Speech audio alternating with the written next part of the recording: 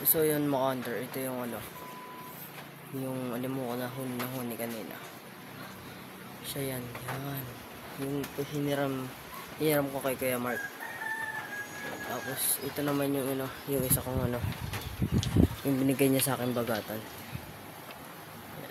Medyo dito ko lang sila tinago sa ano, kabilang bahay.